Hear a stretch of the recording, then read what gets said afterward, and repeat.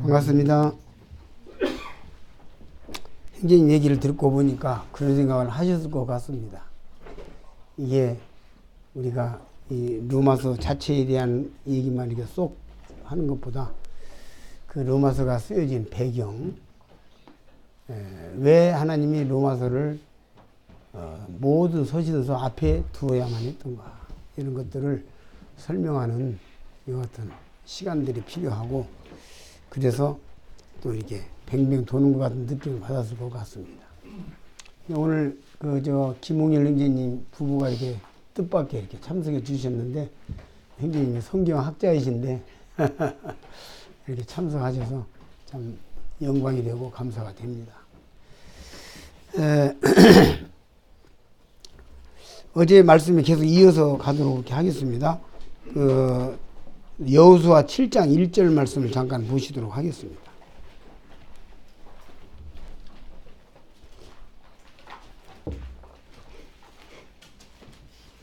이스라엘 자손들이 바친 물건을 인하여 범죄하였으니 이는 유다 지파 세라의 증손 삽디의 손자 갈미의 아들 아간이 바친 물건을 취하였음이라. 여호와께서 이스라엘 자손들에게 진노하시니라. 여호수아가 여리고에서 사람을 베델 동편 베다웬 곁에 있는 아이로 보내며 그들에게 일러 가로되 올라가서 그 땅을 정탐하라 하며, 그 사람들이 올라가서 아이를 정탐하고 여호수아에게로 돌아와서 그에게 이르되 백성을 다 올라가게 말고 2-3천 명만 올라가서 아이를 치게 하소서. 그들은 소순이이다. 모든 백성을 그리로 보내어 수고롭게 마소서 하므로 백성 중 3천 명쯤 그리로 올라갔다가 아이 사람 앞에서 도망하니 아이 사람들이 그들을 36인쯤 죽이고 성문 앞에서부터 스바림까지 쫓아와서 내려가는 비탈에서 쳤으므로 백성의 마음이 녹아 물같이 된지라. 여기까지 봤습니다. 어제 제가 하나님의 정책과 사람의 정책에 관한, 사탄의 정책에 관한 말씀을 드렸습니다. 하나님의 정책은 그 인간이 하나님 앞에서 아무것도 할 수 없는 절망적인 존재라는 사실을 깨닫게 하는데 목적이 있다. 하나님 정책이 그렇다는 말씀을 드렸죠. 그 다음에 반대로 사탄은 인간이 뭐든지 할 수 있다. 노력하면 최종적으로 하나님과 같이 될 수 있다. 이게 이제 사탄의 정책이라고 말씀을 드렸습니다. 그래서 이제 하나님의 정책은 우리가 인간과 하나님이, 주님과 내가 십자가에 못 박혔는데 내가 제로고 주님이 100이다. 그래서 플러스 100. 그러니까 우리가 완전해졌는데 내가 제로고 주님이 100이고 합쳐서 100. 근데 이제 사탄의 정책은 내가 100이고 주님이 제로. 그래서 100. 이게 이제 사탄의 정책이라고 말씀을 드렸죠. 이것이 우리 평생에 계속 가는 것 같아요.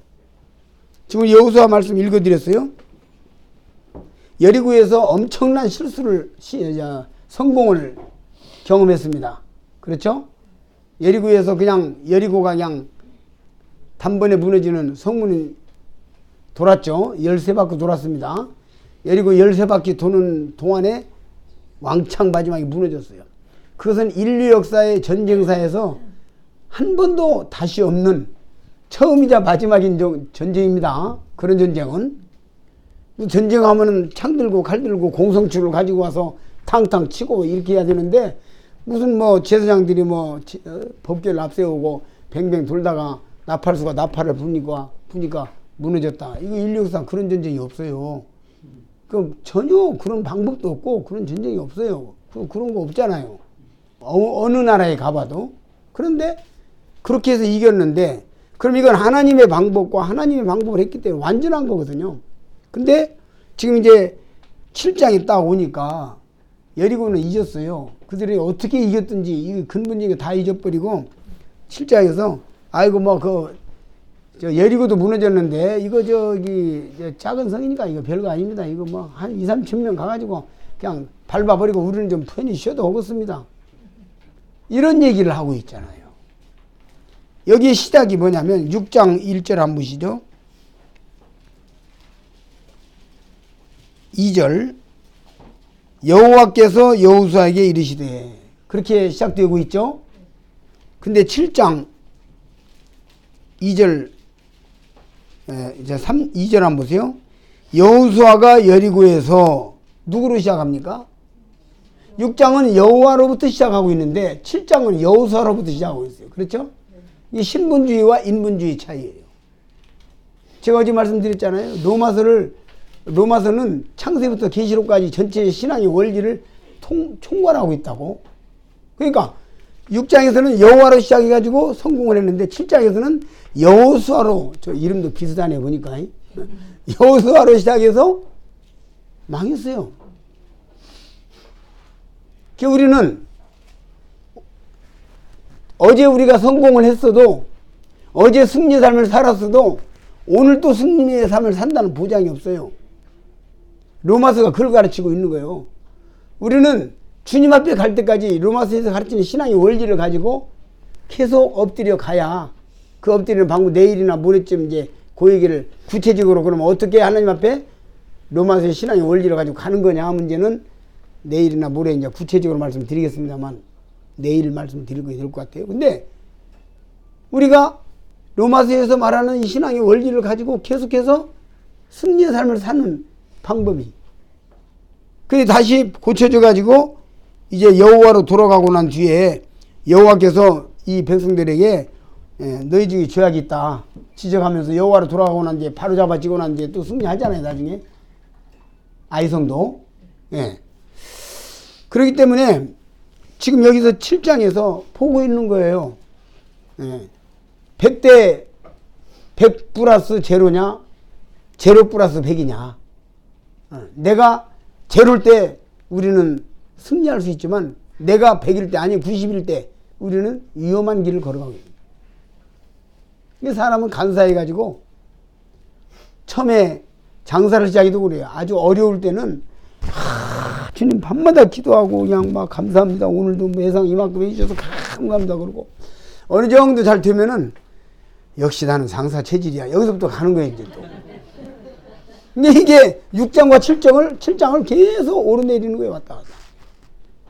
그래서 그러지 말고 이 6장의 이 모양대로, 다시 말해서 이 로마서는 이와 같은 분명한 신앙의 원리를 깨달음으로 계속해서 꾸준히 하나님 앞에 이 겸손의 모양으로 나아가서 승리하는 비결을 가르치고 있는 거다 하는 걸 지금 계속 강조하고 있습니다. 왜냐하면 요거 들어가면 로마서 다 공부 안 해도 된다니까요. 어제 제가 줄기를 이야기하잖아요. 핵심을 이야기하잖아요. 왜 핵심을 처음부터 첫날부터 이야기하느냐.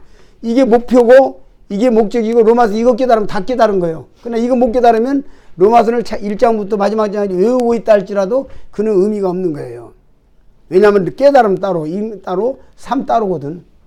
로마서에 왜 하나님이 로마서를 주셨고 그 로마서를 왜 우리에게 로마를 통해서 우리에게 무엇을 가르치고자 하는 거냐. 이 문제를 파고 들어가서 내가 터득을 해야 신앙이 탄탄대로로 간다는 말이에요. 그렇기 때문에 이게 중요한 부분이다 해서 계속해서 반복 강조를 하고 있습니다. 우리가 창세기 11장에서 대를 높이 쌓고 흩어짐을 면하자. 아마 그들은 흩어짐을 면할 뿐만 아니라 이제는 또 비 와봐라. 우리가 이렇게 야물게 대를 만들어 이 안에 있는 사람은 적어도 산다. 아마 그런 생각을 했을 거예요. 인본주의잖아요. 하나님은 분명히 물로 심판하지 않는다고 하셨음에도 불구하고 불신이잖아요. 이 불신이 어디로부터 오는 거예요? 인본주의에서. 인본주의가 어디로부터 오는 거예요? 교만에서부터 오는 거예요. 이게 교만이잖아요. 그래서 이런 것들을 우리가 어떻게 교만을 물리치고 겸손한 가운데 갈 수 있느냐. 하나님 앞에서 계속해서 우리가 낮은 상태에서 계속 끝까지 갈 수 있는 거냐는 원리를 가르쳐 주는 책이 로마서다 하는 것을 지금 계속 말씀을 드리고 있습니다.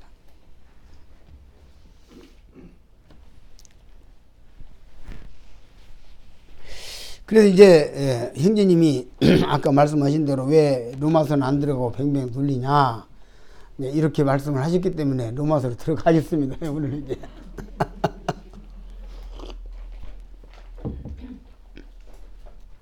어제 말씀드린 것 중에 한 가지 더 강조하고 싶은 게 생각이 나네요. 우주의 전쟁이 있었고, 그 다음에 세상의 전쟁이 있었고, 그건 교회와 싸우는 거죠. 교회와 마귀가 싸우는 거예요. 교회라고 하는, 교회는 예수님이잖아요. 그 다음에 내 마음속에서의 전쟁이 있다. 세 가지 전쟁. 그러니까 한 번 더 강조합니다. 내가 오늘 직장에서 그 일을 좀 더 해달라고 하는데 안 됩니다. 나 오늘 수요일 집회를 가야 합니다. 그러니까 오늘은 안 되겠습니다. 다른 사람 좀 하십시오. 할 때에 이것을 하나의 상황적으로 아이고 뭐 오늘 직장이 그러니까 그냥 가서 할까. 내가 안 해도 이거 되는데 사장이 꼭 나 아니면 다른 사람 시킬 수 있는데 내가 이거 돈 욕심 이거 뭐 돈 많이 주니까 이것을 그런 상황으로 보는 것이 문제라는 거예요. 그게 아니고 마귀와의 전쟁이란 말이에요. 이게 지금. 에? 내가 이 돈을 취할 것이냐? 사람을 취할 것이냐? 아니면 주님을, 교회를 택할 것이냐? 이 전쟁이란 말이에요. 이걸 전쟁으로 보게 되면 얘기가 달라진다는 거죠. 전쟁으로 보게 되면. 그러니까 내 마음에서 계속 두 마음이 전쟁하는 거예요. 육신의 생각은 성령을 거스리고 성령의 생각은 육신의 생각을 거스리고 계속해서 그 두 가지가 같이 설 수가 없어. 한 가지가 쓰는 거예요. 어? 그렇기 때문에 우리가 전쟁이다 이 생각을 하게 되면 여기 청소년들이 많은데 세상에 크리스마스가 돼가지고 또 막 이 뭐 연말이 되면은 그냥 여기저기서 뭐 행사도 있고 뭐 또 하는데 아이고 뭐 거기도 좀 가야겠고 아이고 교회도 이제 뭐 좀 하는데 이렇게 번거로운 이런 여러 가지 일들이 벌어질 때에 이걸 전쟁으로 보게 되면 얘기가 달라진다고요. 전쟁으로 안 보니까 그냥 상황에 따라 적응하는 걸 보는 이게 매 순간을 내가 지금 사탄과 전쟁이다. 내 마음속에서 마귀와의 싸움이다. 매 순간 우리가 그렇게 살아가게 될 때 어떤 유혹이 있어요. 뭐 이게 집회 참석하는 문제뿐만 아니라 내가 이것을 해야 할 것이냐 아니야 할 것이냐 내 이 사람을 따라갈 것이냐 안 할 것이냐 내 직장 문제를 선택하는데 결혼 문제를 선택하는데 사탄과의 전쟁이라고 하는 것을 생각할 때 내가 정신을 차리게 되고 이렇게 되는 것이죠. 그게 중요한 포인트가 되고 있다. 어제 말씀드린 중에서 그 다음에 이제 로마서로 가겠습니다. 로마서 1장 2절 1절과 2절을 보시겠습니다. 예수 그리스도의 종 바울은 사도로 부르심을 받아 하나님의 복음을 위하여 택정함을 입었으니 이 복음은 하나님이 선지자들로 말미암아 그의 아들에 관하여 성경에 약속하신 것이라. 이게 복음은 무엇이냐? 아들에 관하여 약속하신 것 복음이죠. 그래서 이 로마서는 주제가 복음이에요. 기쁜 소식이라고요. 그게 우리가 이렇게 보시면 돼요. 내가 절망적인 상태의 인격을 가졌어요. 나라는 존재가 인격이라고만 하는 것이 아니라 나라는 존재가 영적으로나 육적으로나 절망적인 상태예요. 내가 아무것도 할 수 없는 정말 불쌍한 상태예요. 그에게 복음이 뭐냐 이거지. 그래서 로마서는 복음으로 구원을 받고 복음으로 살고 그 다음에 복음으로 견고해지는 데까지 가는 거예요. 이 주제가 복음이에요. 우리는 복음을 십자가의 피를 통해서 피의 복음을 듣고 믿고 구원받은 것으로서 그 복음의 임무가 완성되는 것으로 때때로 착각하거나 생각하거나 또 그렇게 생각하지 않는다 할지라도 은연중에 우리가 그런 생각을 가질 수가 있어요. 근데 확실하게 로마서는 이제 우리가 1장 2절에서 복음은 예수라고 말을 했잖아요. 근데 1장 16절에 보게 되면 내가 복음을 부끄러워하지 아니하노니 이 복음은 모든 믿는 자에게 구원을 주시는 하나님의 능력이 됨이라. 첫째는 유대인에게요 또한 헬라인에게로다. 그래서 이 복음이 구원을 주신 하나님의 능력이라는 말이에요. 이 복음을 통해서 우리가 구원을 받아요. 근데 복음을 통해서 구원받고 또 다른 어떤 무엇을 통해서 성장을 하는 게 아니라 복음을 통해서 구원받고 복음으로 또 사는 거예요. 6장 4절을 또 한번 보시겠습니다.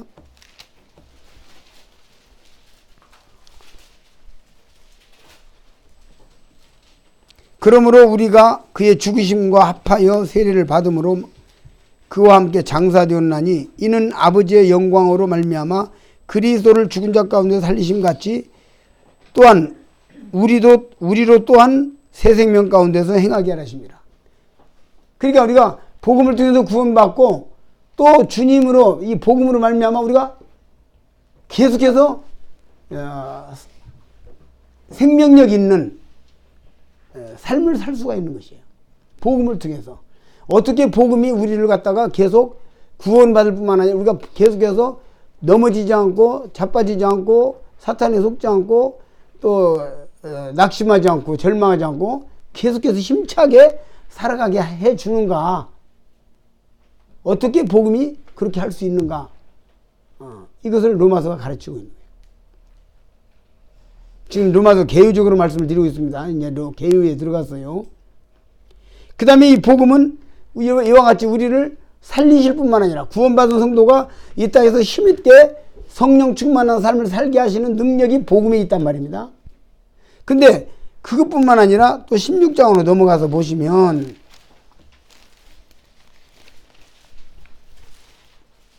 (16장) 26절 보십니다. 이제는 나타내신 바 되었으며 영원하신 하나님의 명을 조차 선지자들의 글로 말미암아 모든 민족으로 믿어 순종케 하시려고 알게 하신 바 그 비밀의 계시를 조차 된 것이니 이 복음으로 너희를 능히 견고케 하실 지혜로우신 하나님께 예수 그리스도로 말미암아 영광이 세세무궁토록 있을지어다. 이 복음은 우리를 견고케 하는 거예요. 이 복음으로 우리가 구원받고 복음으로 살고 복음으로 견고해지는 거예요. 능력이 복음에 있는 거예요. 그럼 어떻게 우리의 신앙생활을 견고케 해주는 거냐, 복음이.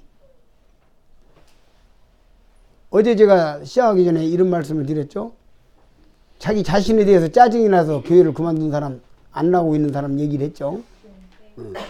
그 사람이 마음이 하나님을 섬기고 싶고 하나님을 너무 사랑한 나머지, 하나님을 깊이 사랑한 나머지 내가 내 자신을 볼 때 마음에 안 든다. 나도 내가 마음에 안 들어.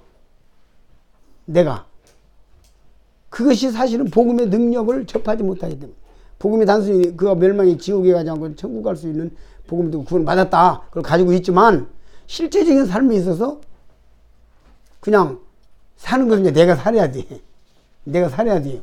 사는데 내가 내를 보되 내가 너무 내가 싫어. 내가 싫다는 거예요. 여러분 웃긴다고 생각할지 모르지만 그런 사람도 있어요. 그런가 하면 또 어떤 사람은 그것은 하나의 자기를 보고 그런 상태지만 또 어떤 사람은 낙심하는 사람이 있어요. 자꾸 잘못하고 실수하고 하니까 또 낙심을 해.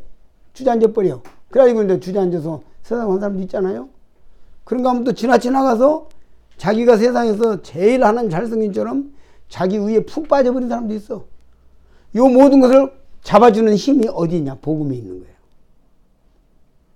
사실은 복음이 있는 거예요.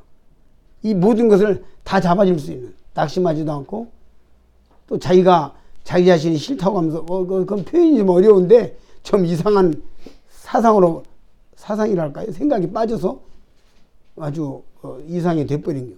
그런가 하면은 자기 의에 빠져서 아주 천하에 자기 혼자만 잘 섬기는 것처럼 교만해진 경우도 될 수 있는 거예요.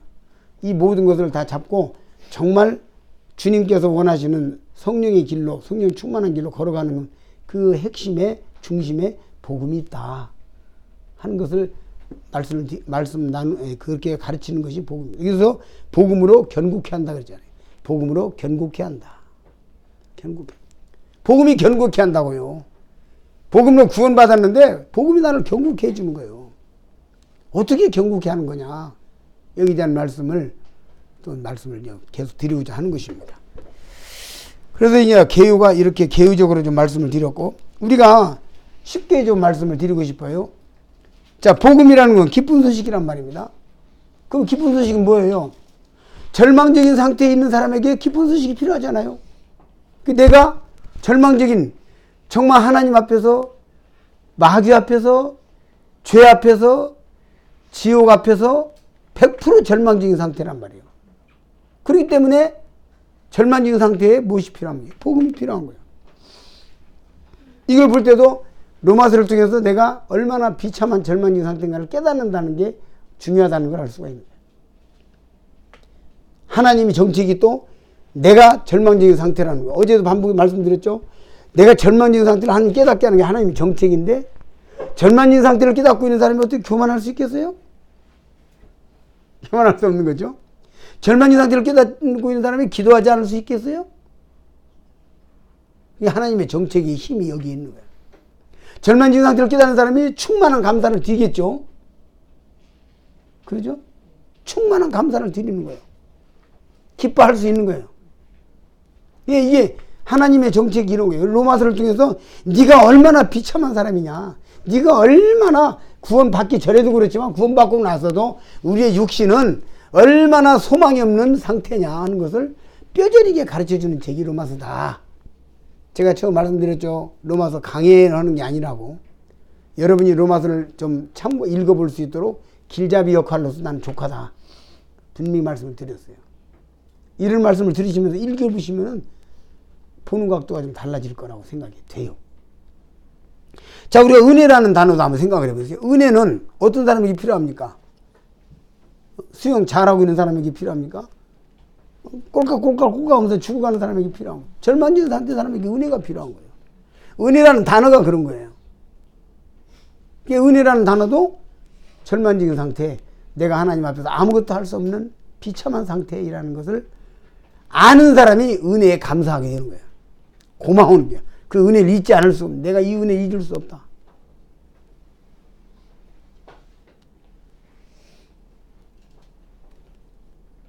이스라엘 백성들이 요단을 건너서 올 때에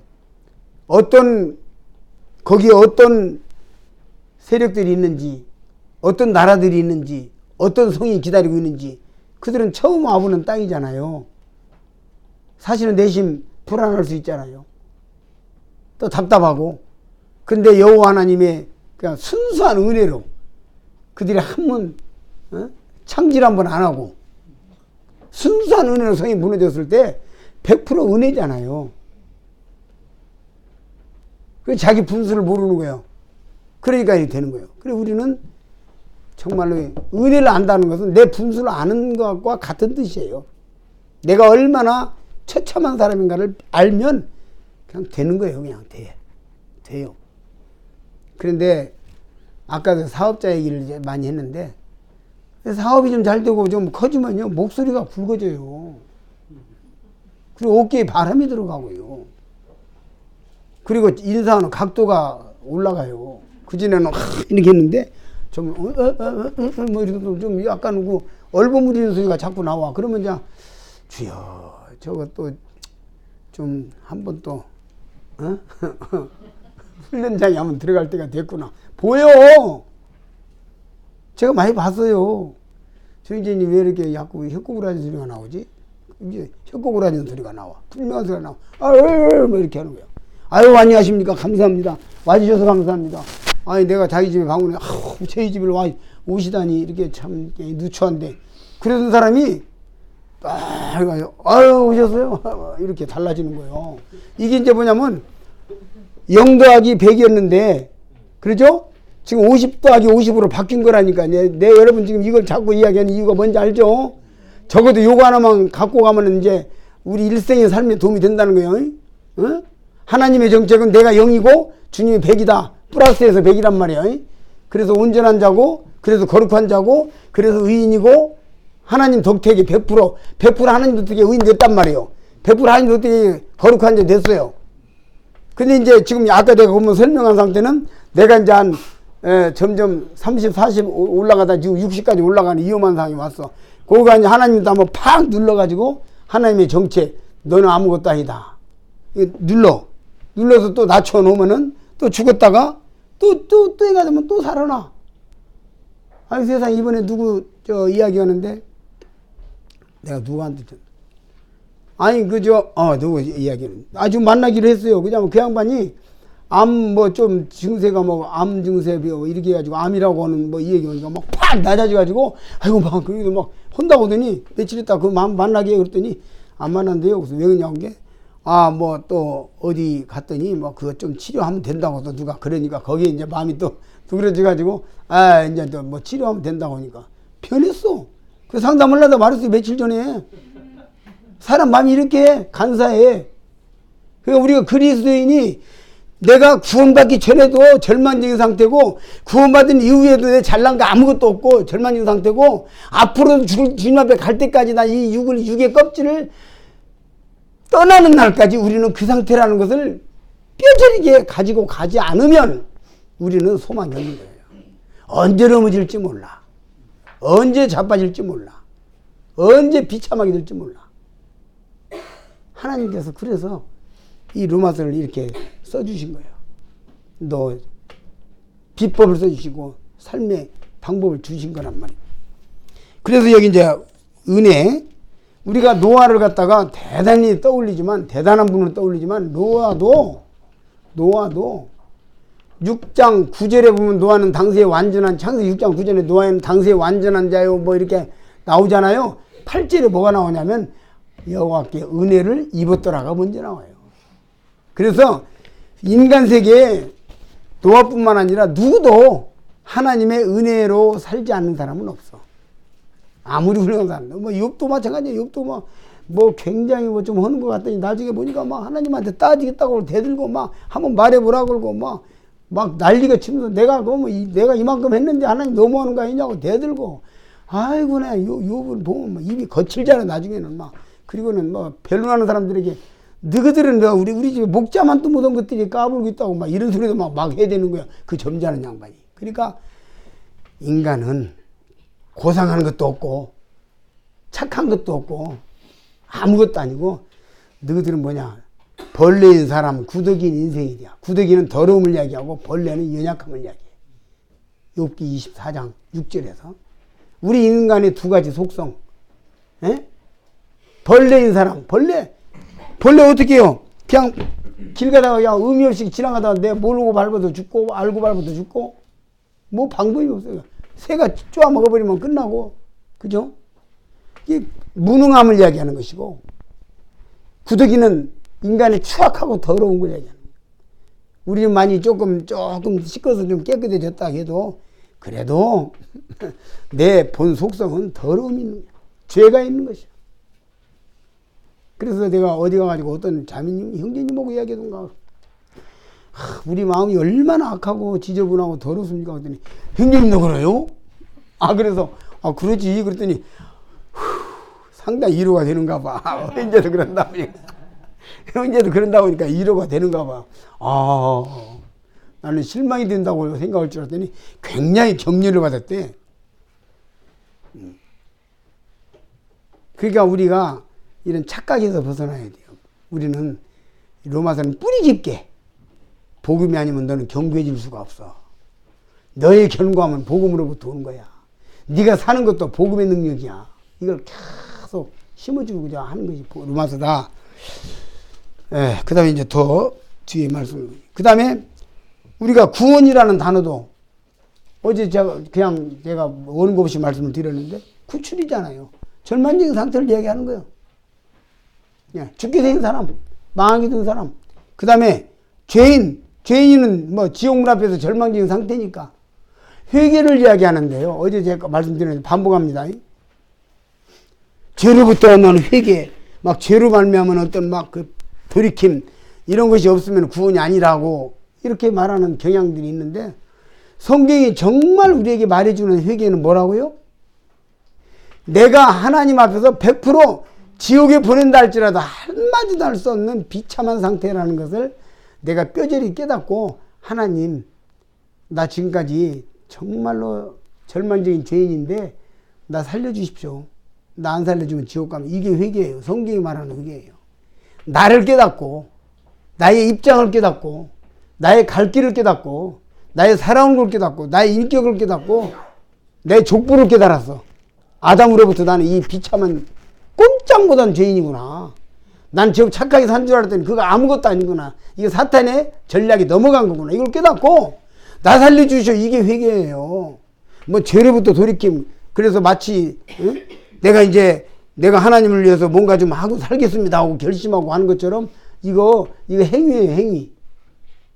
뭐 주권적인 주권복음 이렇게 해서 나오는데 그거 아니고 내가 얼마나 비참한 사람인가를 뼈저리게 깨닫고 하나님 안 살려주면 나는 죽습니다. 나는 전도의 포인트를 거기다 맞춰요, 항상.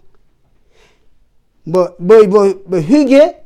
다른 거 필요 없어요. 어떤 사람 자기 회개 안 됐다고 구원받고 15년짜리가 자기 회개 안 됐다고 어떤 분이 그랬대요. 예? 그래서 나보고 막 눈물 흘리면서 내가 회개를 해야 되는데 어떻게 하면 좋냐고 그래서 형제님, 자매님 할 말이 없더라고. 그렇게 말하는데 구원받고 잘 섬기는 사람이 그렇게 말하니까. 그래서 내가 아담이 선악과를 따먹고 에덴 동산에서 쫓겨났죠? 네. 그럼 아담이 이렇게 쫓겨날 때 하나님이 아담 뒤에 있었을까 앞에 있었을까 이렇게 물어봤어. 그랬더니 가만히 생각을 하더니 아담 뒤에 있었겠네요. 아담이 쫓겨나니까. 그러면 자매님은 지금 자매님 앞에 있어 뒤에 있어 그랬더니 가만히 하더니 아예 앞에 있죠. 그게 회개 아닌가? 그랬더니 확 풀렸어. 그러고 말았거든요. 오해하는 거예요. 인위적으로도요, 조금 내가 열심히 하는 척 할 수 있어요. 죄 버린 척 할 수 있어요. 속을 수 있어요. 그리고 설령 척은 아니라 할지라도 실제적으로 변화되어서 사는 것까지 살아도 근본적인 분명한 자아 발견이 확실하게 안 되면 언제든지 또 아까 그런 세 가지 상태로 나타날 수 있다는 거죠.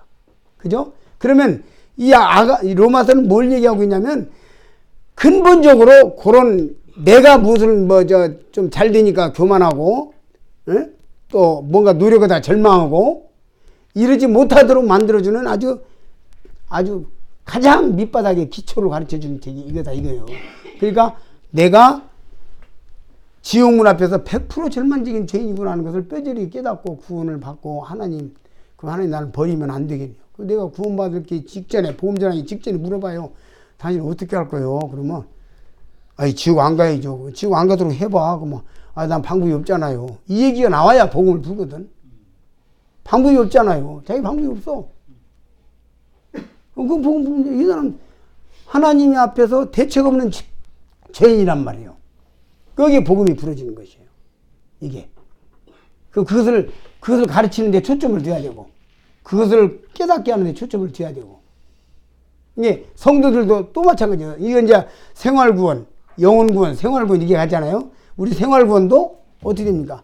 대책 없는 상태에서 내가 또 역시 사탄이 나를 공격하고 나를 인본주의로 끌어가려고 하는데 거기다 내가 대책이 없잖아요. 노력해도 안 되잖아요. 참 구원 받기 전에만 안 되는 게 구원받기 전에만 울어도 안 되고 참아도 안 되고 힘들도 안 되는 것이 아니라 구원 받고도 우리가 사는 데 있어서도 내가 아무리 노력을 해도 안 되잖아요. 내가 아내한테 잘해야지 안 되잖아요. 안 되죠 잘. 자식한테 내가 이제 함부로 말해야지 아니야. 근데 막 잘못하는 거 보면 그냥 성질나니까 입에서 그냥 막 생각도 필요 없이 막 나가잖아요. 그리고 또 후회하고 골방에 가서 울고. 이 모든 것들을 다 망라할 수 있는 것들은 뭐냐는 것이죠. 그 다음에 이제 기도조차도 성경의 기도를 제가 이 문제를 보면서 기도는 은연중에 우리 마음속에 내가 이렇게 어떤 일을 하는데 내가 사업을 하는데 내가 뭘 하는데 하나님이 나를 도와주는 헬퍼해주는 그런 차원으로 무의식적으로 생각하고 있는 거예요. 근데 제가 그래서 그 말씀이 걸려서 그래도 한번 원어적으로 계속 찾아보니까 우리가 기도의 부르짖음에 대해서 원어적으로 내가 100% 할 수 없기 때문에 하나님 나를 도와주시오. 나는 죄로입니다. 하나님 안 도와주면 나는 죽습니다. 망합니다. 요게 부르짖음이고 이게 기도더라고. 어제 제가 유대인의 기도 이야기했죠. 코가 땅이 닿고 손바닥이 땅이 닿고 발등이 땅이 닿은 상태에 엎드려서 기도한다고. 그 상태에서 뭘 하겠어요? 아무것도 할 수 없어요. 그래서 제가 이거 보니까 보아오라고 하는 단어인데 부르짖다. 누가복음 18장에 여자가 관원에게 부르짖잖아요. 그 부르짖는다는 단어가 보아오예요. 그러니까 자기는 대책이 없으니까 자기는 할 수 없으니까 100% 할 수 없기 때문에 100% 할 수 있는 관원에게 이 문제를 풀어달라고 부르짖는 이단을 쓰고 있는 거예요. 그러니까 기도조차도 절망적인 상태를 깨닫는 사람이 제대로 된 기도를 할 수 있는 거라고. 우리가 얼마나 무능합니까? 벌레 이야기 했는데 저녁에 자면서 내일 아침 눈 뜬다는 보장 없잖아요. 그거조차도 보장. 내일 아침에 눈 뜬다. 그거 보장 없잖아요. 얼마나 우리가 절망적인 상태입니까? 이제 로마서에 대한 개요를 조금 말씀을 드리고 또 단어에 대한 말씀을 용리에 대해서 말씀을 드렸습니다. 그 다음에 1장부터 4장까지는 로마서 이제 분석을 좀 해보면 1장부터 4장까지는 절망적인 상태의 죄인, 어째서 인간은 절망적인 상태의 죄인인가를 설명합니다. 예. 그것은 이제 1장부터 4장까지 보면 1장에서는 그 하나님의 진노가 머물러 있는데 1장 한번 보시겠습니다. 보고 이야기하겠습니다. 1장 18절.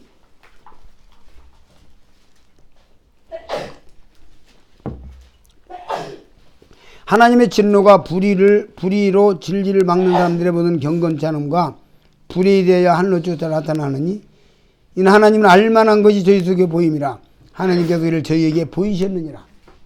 인간의 절망적인 건 뭐냐면 지금 하나님의 진노가 그 위에 머물러 있는 거예요. 죄인의 앞에 죄인 위에 진노가 머물러 있어요. 진노, 심판. 예? 근데 그 죄인은 어떤 죄인이냐면 32절을 한번 보시면 저희가 이 같은 일을 행하는 자는 사형에 당하다고 하나님이 정하심을 알고도 자기들만 행할 뿐 아니라 또한 그 일 행하는 자를 옳다 하느니라. 그러니까 이게 뭐냐면 인간은 뭐냐? 사형수라고 말하고 있는 거예요. 자, 우리 형제 사형수가 있잖아. 알지? 사형수? 네. 사형수는 희망적인 사람이에요? 절망적인 사람이에요? 그렇지. 사형수는 100% 절망. 사형 선고를 받은 사람이라고. 여기 사형에 해당하다고 하나님이 정하셨다고 나오죠? 그러니까 인간은 왜 절망적이냐면 사형수야, 사형수. 진노 위에 있단 말이에요. 그것도 진노인데 하나님이 이건 살려줄 수 없는 죄인이라는 거지. 그죠? 그래서 지금 하는데 아직 집행을 안 한 거야. 사형수인데 집행을 안 해. 이 상태란 말입니다. 이 세상 죄인이 하나님만 진노가 그 위에 있어. 하나님의 진노의 불길로 그를 그냥 지옥에다 쳐놓을 판이요. 그 진노가 위에 있는데 그 진노에 대해서 언도는 어떻게 떨어졌어요? 사형에 해당하다. 그리고 아직 사형 집행이 미뤄지고 있는 상태예요, 지금. 이해되십니까? 이것이 로마서 1장에서 말하고 있는 절망적인 상태의 죄인, 인간이. 자, 하나님이 지은 눈으로 이제 쭉 설명해 보면 하나님이 만든 눈으로 하나님을 못 봅니다. 얼마나 아이러니예요. 하나님이 만드신 눈으로 하나님을 못 본다고. 하나님 만든 머리로 하나님을 생각을 못 한다고. 이해도 못하고 깨닫도 못하고. 하나님이 주신 발로 우상에게 걸어가서 절한다고. 하나님이 주신 입으로 하나님을 대적해요. 반역하고 욕하고. 그러죠? 이건 살려줘서 안 되잖아요. 아니, 아주 뭐 쉬운 얘기 한번 해봅시다. 우리 형제 몇 살이요? 7살 버텨가지고 29 결혼했어. 그래가지고 부부간에 이렇게 살아 이제 사는데 동네에 좀 불쌍한 사람이 있어서 자주 데려다 밥도 먹이고 또 뭐 좀 가난하고 그러니까 형제 돈이 많으니까 돈도 도와주고 참 이게 선을 베풀었어. 근데 이 사람이 그렇게 얻어먹고 바깥에 나가서 동네방네 다니면서 형제 욕을 해. 예? 그거 어떻게 생각해요? 그거 계속 도와줄 수 있겠어? 근데 하나님은 지금 도와주고 있는 거야, 계속. 하나님은. 이해되시죠? 그게 하나님의 긍휼이고, 하나님의 자비고, 하나님의 온유야. 보면 아시겠죠? 예? 그러니까, 지금 이걸 그렇게 설명할 수 있는 거예요. 하나님이 주신 머리로 이리저리 해서 살고, 하나님 주신 손으로 일하고, 하나님 주신 모든 만물을 먹고 마시고 살면서 하나님 욕하고 우상 섬기고 하나님 대적하는 거야. 지금 난 동네방네 다니면서 나에 대해서 욕만 해도 기분이 나빠가지고 우리 두르지 마고 나 같으면 잘라버릴 것 같은데 형제는 조금 좀 얼마 정도 좀 기다려보다가 자를 건가? 나는 당장 잘라버릴 것 같아. 그죠? 여러분 어떻습니까? 이 진노라고 하는 것은 뭐냐면 배은망덕에 관한 하나님의 심판이에요. 그리고 여기 결정은 났어. 이미 사형에 해당하다. 이게 사형수 얘기를 내가 봤는데, 옛날에 사형을 어떻게 시키는가를 내가 들어봤는데, 며칠 전부터 준비한대요. 갑자기 1528번 네 사형 그러면 안 나온대, 그 속에서. 그러니까 1528번 면회, 며칠 전부터 면회하고, 또 하루 있다가 한 이틀 있다가 1528번 저 사무실 뭐 건수 따라서 이렇게 자고 와서 별일 아닌 거 이렇게 시키고 몇 번 연습시켜가지고, 그날도 1528번 면회, 그러면 이제 면회 오는 줄 알고 뚝 나오면 이렇게 가다가 사형장 옆에 있대. 쫙 밀어넣는데, 거기서 밀어넣어버리면 이제 꼼꼼장으로 거기 사형시키는 거야. 양쪽에서 간수 이렇게 끼고 가다가 쫙 밀어넣는 거야. 제가 그 말을 들을 때, 이 사형수는 거길 지나갈 때 싹 지나가면 오늘도 면했구나. 오늘 안 죽는구나. 그럴 거 아니요? 거기만 지나갈 때마다 한숨 쉬는 거죠. 이게 사형수야. 예. 그래서 사형수기 때문에 오늘 우울증이 오는 거고, 조울증이 오는 거고, 이런 정신병이 오는 거고, 인간이 불쌍하고 비참한 거예요. 이것이 죄인의 상태예요. 여러분이 이런 것들을, 요로와서 1장은 이런 부분에서 계속해서 연구하고 기도해서 정말 절망적인 상태의 죄인을. 그래, 여기는 이방인들의 절망적인 상태라고 한다면, 2장에는 또 어떤 유대인들의, 또 하나님의 법을 아는 자들의 절망적인 상태도 설명하고 있습니다. 그래서 이것이 지금 1장부터 4장까지는 절망적인 상태의 죄인들, 그들이 어떻게 구원받을 수 있는가? 죄수가 구원받는, 사형수가 구원받는 방법은 둘 중에 하나예요. 하나는 사면받는 거고, 하나는 누가 대신 죽어주면 되겠죠. 그래서 4장 25절에서 예수는 우리 범죄함을 위하여 내어줌이 됐다고 했잖아요. 그러니까 내가 사형수인데 예수님이 내 대신 사형을 받아줬다 이 말이에요. 내어줌이 됐단 말이에요. 그렇기 때문에 일사부재의 원칙에 의해서, 일사부재의 원칙이 대한민국에 있죠. 한 번 사건은 한 번 재판으로 끝난다. 그러죠? 그렇기 때문에 일사부재의 원칙에 의해서 예수님이 내 대신 죽었기 때문에 안 죽어도 된다. 사형수가 사형을 면했다. 이게 구원받은 거거든. 그게 1장부터 4장까지 그 문제를 다루고 있는 거예요. 5장부터는 이제 성도들의 삶의 법칙을 다루고 있는 거예요. 방법을 다루고 있는 거예요. 절망적인 죄인이 어떻게 구원받는가 1장 4장. 그 다음에 절망적인 똑같은 인격을 가진 절망적인 상태의 죄인이 사형을 면제받았는데 어떻게 계속해서 내 육신을 통하여 오는 죄성을, 죄의 속성을, 사탄의 공격을 막아내고 이길 수 있는가 5, 6, 7, 8을 이야기하고 있는 거예요. 이렇게 풀어가고 있습니다. 그래서 5장부터 8장까지는 절망적인 상태의 성도가 승리의 삶을 살 수 있는가 원리를 이야기하고, 9장부터 11장은 절망적인 상태의 자신을 모르는 유대인들이 실패. 예, 유대인들이 자기 분수를 모르고 자기가 얼마나 절망적인 상태를 모르는데, 아까 제가 절망적인 상태를 모르는 중에서 한 가지 자기 의에 빠진다고 얘기했죠. 그래서 유대인들이 자기의 그 얼마나 자기 문제가 많은 육신을 가진 절망적인 상태를 모르기 때문에 그들은 자기 의에 빠져가지고, 자기 의가 얼마나 무섭냐면, 자기 의가 얼마큼 무서운 줄 아세요?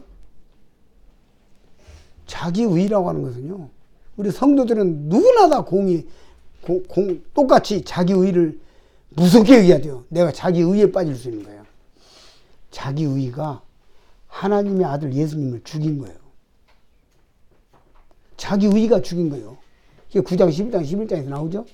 하나님의 의름으로 자기 의를 힘써 하나님의 의를 복종치 아니하였도다. 그 유대인들이 자기 의를, 예수님을 왜 죽였습니까? 하나님을 위해서 예수님을 죽였어요. 신성모독죄에 하나님의 아들이라고 한대. 그럼 아들이라고 그래야지 조카라고 그래? 에? 아들이니까 아들이라고 해야지. 예수님의 아들인데 종이라고 하냐고, 조카라고 하냐고, 하나님의 아저씨라고 할 거냐고. 이거 진실을 말했잖아요. 근데 안 보이는 거예요, 그게.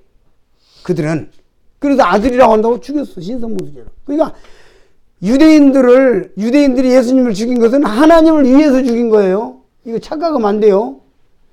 그들의 뜻은 옳은 거예요. 그죠? 하나님을 위해서 하나님 아들을 죽였어요. 그렇기 때문에 자기의가 오늘날 이 세상을 살아가는 구원받은 성도들의 아주 위험한 게 뭐냐면 하나님을 위해서 교회를 어렵게 할 수 있다는 거예요. 하나님을 위해서 하나님 마음을 아프게 할 수 있고 하나님을 위해서 성령의 인도하심을 거역할 수가 있는 거예요. 이게 두렵고 무서운 거예요. 왜 로마서를 공부해야 되는지에 대해서 조금씩 어둠이 거칠 겁니다. 우리는 구원받기 전에도 절망적인 죄인이고 구원받은 이후에도 우리 자신은 절망적인 인격이고 주님이 나를 이 육의 껍질에서 나를 껍질을 벗겨주는 날까지 소망이 없어. 정말로 나는 소망이 없어. 정말로. 이것을 깊이 깨달으면 이제 입이 점점 다물어져. 어떤 입이 다물어지냐면 아 형제 마음에 안 들어. 이거 다물어지고 아 이렇게 해야 되나. 이거 다물어지고 아 나는 교회 마음에 안 들어. 누구 마음에 안 들어. 뭐 주장하는 거 점점 다물어져. 내가 잘 모를 수도 있다. 그죠? 내 말이 틀릴 수도 있다. 내가 하는 게 뭐냐. 그리고 어제 우리가 그런 얘기를 했어요. 참 차 밥 먹으러 가면서 뭐 이런저런 얘기하다가 사우디라 이런 데 가가지고 뭐 어떤 일 터지면 인샬라 그러면 신의 뜻이다 그러면 통과가 된단 말이에요. 그들은 신의 뜻이다 그러면은 싸우다가도 신의 뜻이다 그러면 괜찮아. 그 심지어는 돈을 빌려가고 못 갚아서 왜 못 갚는지 달라서 신의 뜻이다 그러면 간다니까. 근데 그렇게 옆에 있다 저희 아내가 있다 그러면 사람 죽이고도 신의 뜻이다 하면 대건내고 맞아 그런다니까. 그리고 그들은 신의 뜻이다 해가지고 죽이잖아요. 테러잖아요. 왜 무슬림이 테러하는 줄 아세요? 신의 뜻이라는 거예요. 뭔 알겠죠? 신의 뜻이 돼. 그것을 우리가 정죄할 것이 아니라 우리 성도들이 이 땅에서 정말로 하나님의 뜻이면 야고보에서 나오죠. 하나님의 뜻이면 우리가 이것저것을 하기도 하고 안 하기도 하고 나오잖아요. 정말 우리가 하나님의 뜻이 무엇인지 신의 뜻이 무엇인지 여기에 집중만 할 수 있다고 하는 해야 된다고 하는 기분이 모든 면에서 그 기분이 기초가 바로 내가 얼마나 내 자신이 아무것도 모르는 무식하고 연약한 무능한 절망적인 모습이냐 하는 것을 아는 사람의 입에서 참으로 우리는 하나님의 뜻을 추구하는 게 나오는 거예요. 1분 남았는데 10분간 쉬었다 하겠습니다. 그 로마서 10장에 있는 말씀 한 군데 찾아서 보시겠습니다. 아까 제가 말로만 드렸는데 한번 찾아보는 것이 좋을 듯해요. 10장 1절부터 형제들아 내 마음에 원하는 바와 하나님께 구하는 바는 이스라엘을 위함이니 곧 저희로 구원 얻게 하렴이라. 내가 증거하노니 저희가 하나님께 열심히 있으나 지식을 좇은 것이 아니라 하나님의 의의를 모르고 자기 의의를 세우려고 힘써 하나님의 의의를 복종치 아니하였느니라.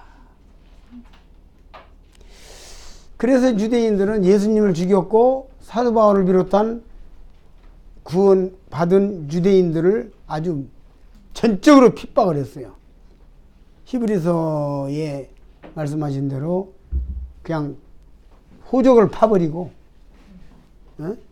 자식이 아니야. 그냥 예수 믿는 사람들은 재산도 그냥 몰수해버리고 유산도 안 줘버리고 직장에서 쫓겨나버리고 잡아다 가둬버리고 죽이고 아버지가 자식을 그냥 갖다 죽이는 거예요. 그냥 죽는데 내어주고 이런 현상들이 나타나는 게 얼마나 무서운 거예요.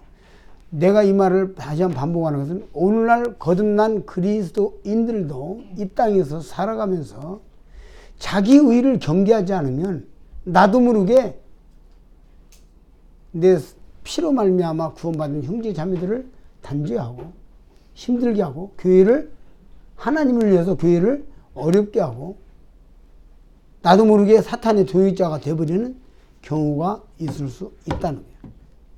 이것이 우리가 로마서를 공부해야 되는 이유입니다. 이런 것들을 우리가 이 길로 안 가기 위해서는 이것이 로마서를 공부해야 되는 이유예요. 진정 하나님의 의라는 건 뭐냐? 예수님의 의라는 건 뭐냐?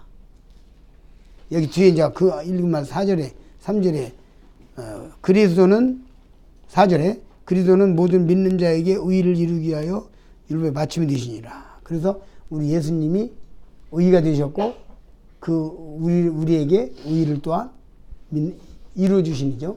그래서 우리는 주님의 의로 사는 거지 내 의가 아닌. 속아요. 저는 지금부터 30년 전에 30여 년 전에 고린도전서 13장을 읽으면서 아주 그냥 전율을 느꼈어요. 막 떨리더라고. 왜 떨린지 아세요? 아니 내가 거기 앞으로 주님을 위해서 엄청나게 섬기고 그죠?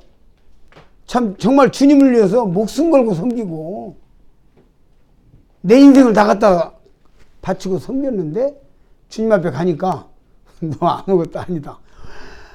이거 화들짝 놀란 거예요. 진짜 놀란 거예요. 지금 30여 년 전에. 깜짝 놀랐어요.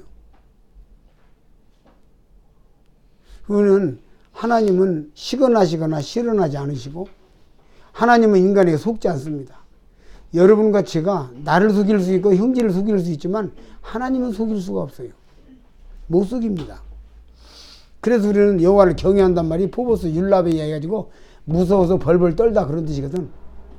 정말 우리가 하나님을 무서워서 벌벌 떨지 않으면 벌벌 떨지 않은 사람은 하나님의 사랑을 받을 자격이 없는 거예요.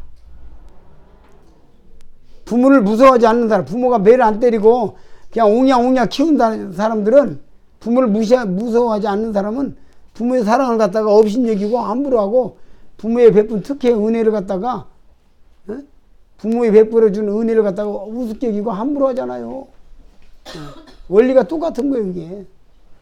그래서 하나님의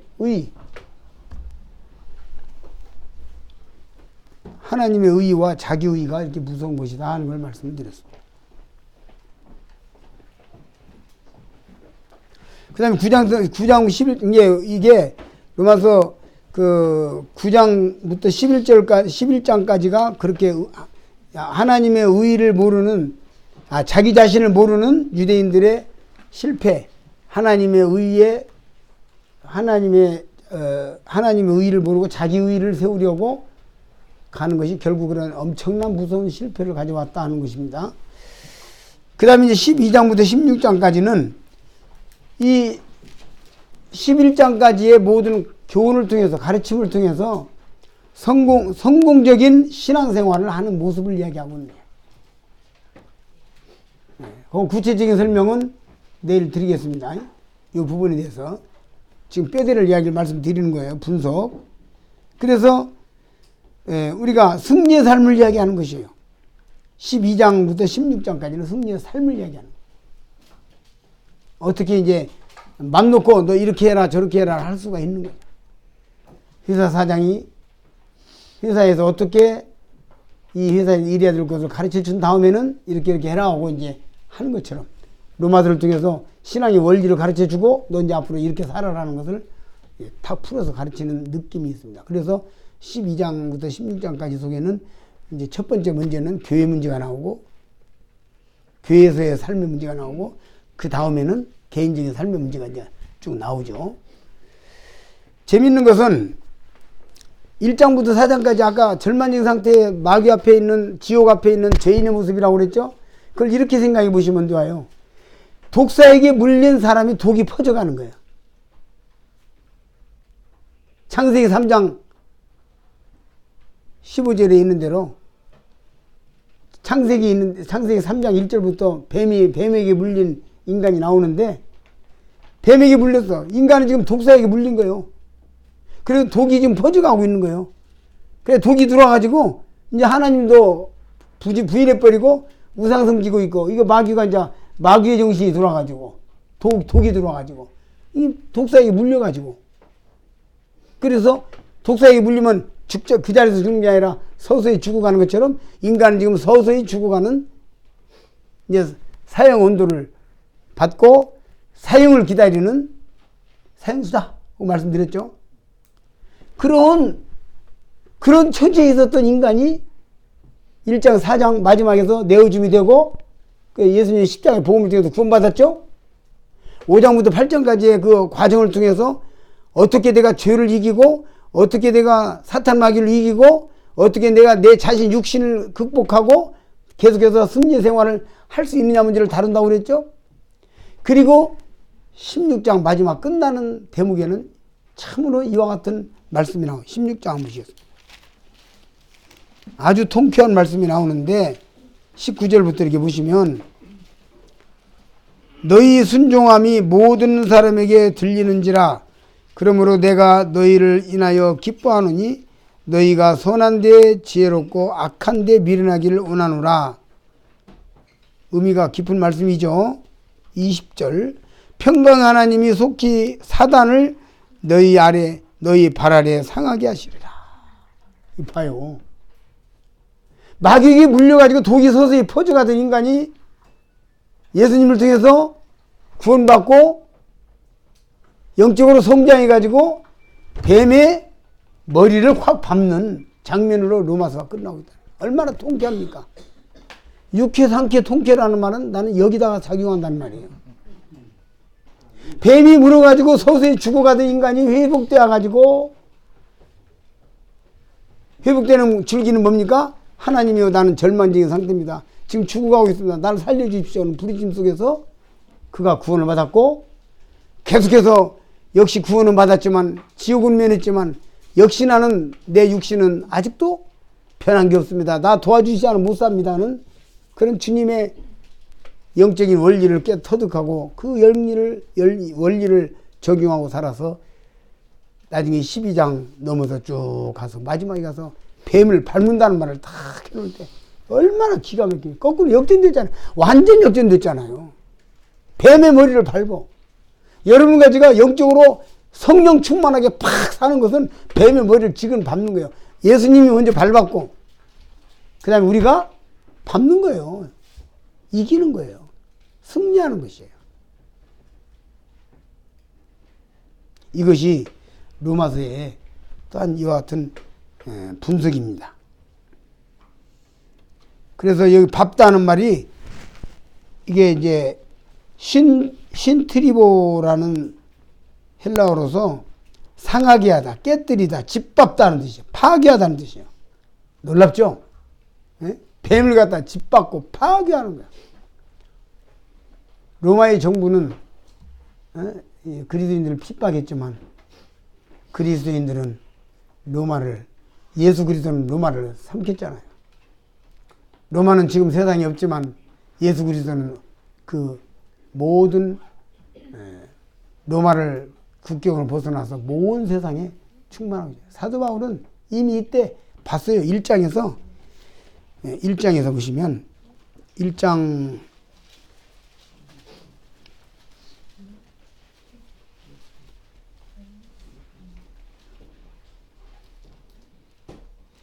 8절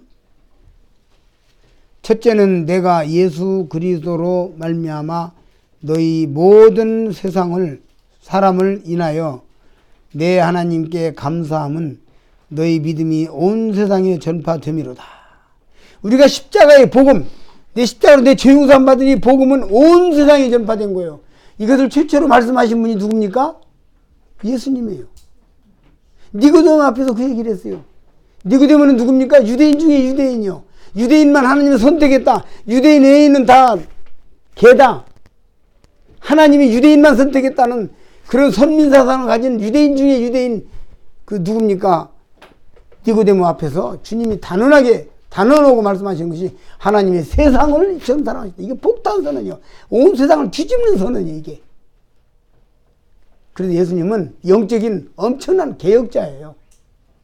당시 유대인들은, 이방인들은 하나님 개라고 생각, 예수님이 자네의 떡을 취하여 개에게 주의 마땅치 않아서 그런 말씀도 있잖아요. 그런 유대인들 앞에서 그 대표하는 니고데모 앞에서 하나님이 세상을 이쯤 사랑하셨다는 거예요. 이제는 복음이 세상으로 흘러가고 이제는 유대인 선민만이 아니라 누구든지 믿으면 누구든지 십자가의 복음을 믿으면 다 구원받고 다 하나님의 복을 받는 시대가 온다. 새 시대가 온다. 이걸 주님이 니고데모 앞에서 선포하셨는데 바울은 지금 로마의 편지를 쓰면서 다시 한번 이 문제를 언급하면서 온 세상에 복음이 전파되는 그건 철학이나 종교나 기타 어떤 사상도 이 복음을 갖다가 능가할 수 있는 사상은 없다. 가르침은 없다. 이걸 말하고 놀랍잖아요. 여러분과 제가 이 로마서를 공부하면서 내가 깨달은 이 복음이 얼마나 위대한가, 엄청난가. 공자, 맹자, 장자 아무것도 아닌 거예요. 공자는 하늘에 내가 사람한테 지은 죄는 용서받는데 하늘에 지은 죄는 어디 가서 용서받냐고 울다가 죽었어요. 그게 공자예요. 우리는 하늘에 지은 죄 용서받았잖아, 하나님 앞에서. 그죠? 이 공자 이거 아무것도 아니에요. 이 로마서를 읽으면요, 내 복음에 대한 어마어마한 자부심이 생깁니다. 맹자 하늘을 우러러 한 점 부끄러움이 없이 살고 싶다 하고 외치다가 죽었어. 근데 그 방법도 모르고 철학자들이 인간의 죄는 누가 용서해 주는가 하고 몸부림치다가 죽었어. 철학자들이. 저 소크라테스도 그러고. 근데 우리는 비밀을 다 알고 있잖아요. 창세 이전에 계획된 모든 영생의 비밀을 알고 있잖아요. 대단한 거예요. 여기 지금 바울이 세상 이야기하고 있는데 놀라운 거예요. 온 세상이 전파되고 이 세상에 어떤 사상도 어떤 철학도 이 로마라고 하는 데는 로마의 사상은 로마의 문화는 헬레니즘이거든요. 자기 문화가 없어요. 헬라 헬레니즘이거든.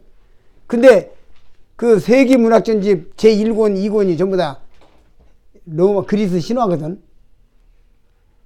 그러니까 이 세상에 지금 현대의 모든 철학이나 사상들이 헬레니즘에서 왔어요.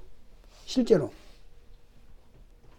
그런데 지금 그 로마에다 대고 온 세상에 복음이 전파된다.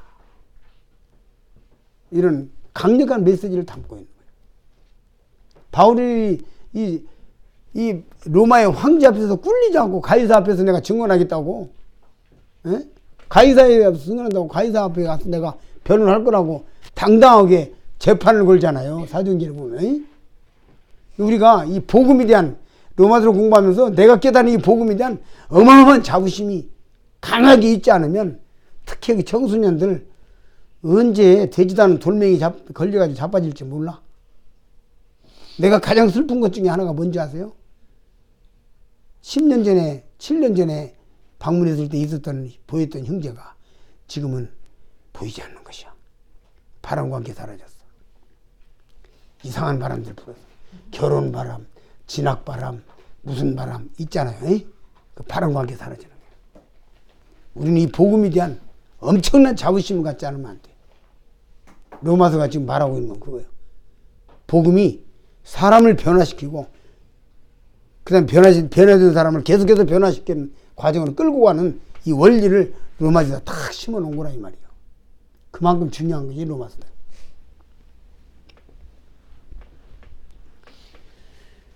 죄인인 나는 뱀에게 물린 상태라고 하는 걸 말씀을 드렸습니다.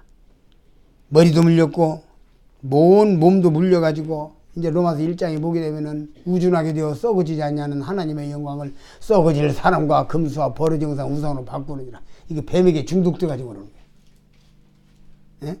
그런가 하면은 또 영리로 쓰고 해서 동성연애가 나오잖아요.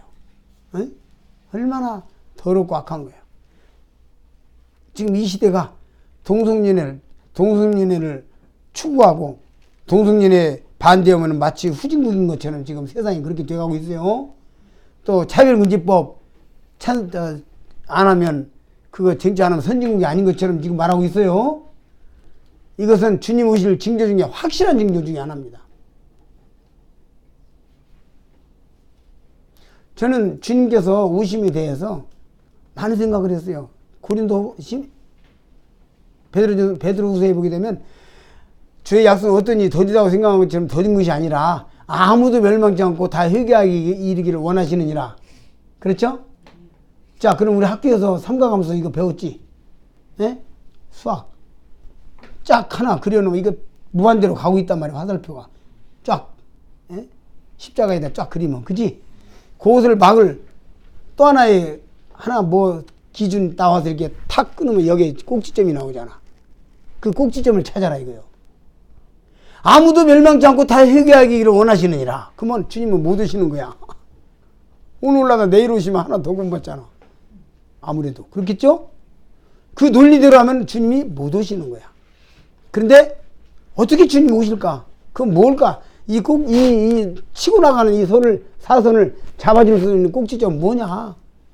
그것이 바로 베드로후서 2장이 나와요. 한번 보시겠습니다.